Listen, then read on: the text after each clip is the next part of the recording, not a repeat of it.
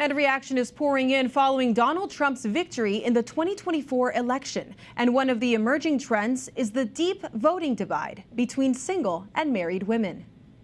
According to exit polling from NBC News, non-married women voted for Vice President Kamala Harris by 59% to 38%. Married women voted for President-elect Donald Trump by 51% to 48%.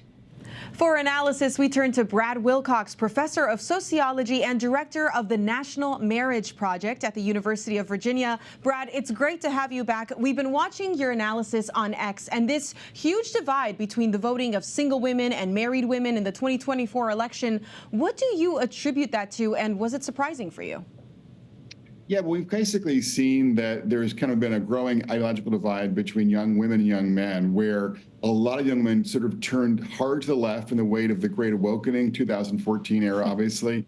And then more recently, a lot of younger men have felt kind of like they're alienated from both the system and then from kind of democratic messaging and have turned to the right. What's striking is that they moved 14 percentage points, to the right in this most recent election. So it's just a major turn for young men away from the Democratic Party. Wow, the Great Awakening. That's a new one for me. Well, Brad, you also noted that the marriage gap was just as big as the gender gap, where women were more likely than men to vote for the Harris ticket. Married people were more likely to support the Trump ticket. Is this unusual for married individuals to lean conservative?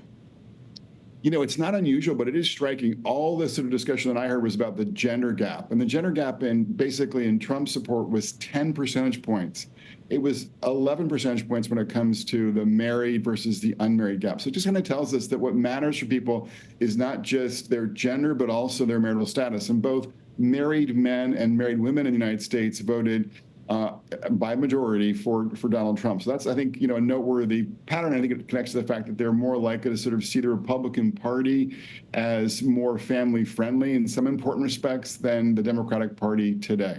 And it matters to them whether they can put food on the table, for sure. On social media, you highlighted a post that says U.S. states with high fertility rates voted heavily for President-elect Donald Trump, according to adding this reason that he nearly won New Jersey. Tell us more about this, and is it something we should keep our eye on for future elections? Yeah, a lot of advocates and scholars think that blue state policies are more kind of congenial for families. But we're seeing today, both in terms of migration, families leaving from one state to the next, and also in terms of the fertility rate, that red states kind of lead out as both places where people are moving to when it comes to moving their families and also when it comes to their fertility rates. So the top 10 fertility rate states are all red states, and the bottom 10 fertility rate states are all blue states. It just kind of tells us there's something about red state America now that seems to be more congenial to families, both when it comes to moving and when it comes to having more kids as well. That's right. Well, Brad, quickly, any final thoughts on this pro-family vote this election? Yeah, so I think the big question, obviously, is whether or not this kind of interest on the part of many pro-family folks in Republicans will translate into a more generous child tax credit in the spring, as well as fixing what's called the marriage penalty, facing a lot of working class families, and then finally kind of doing something to bring the cost of housing, especially, I think, down.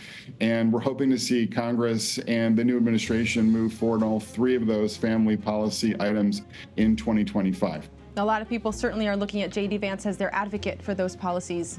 Thank you so much, Professor Brad Wilcox from the University of Virginia. Thank you.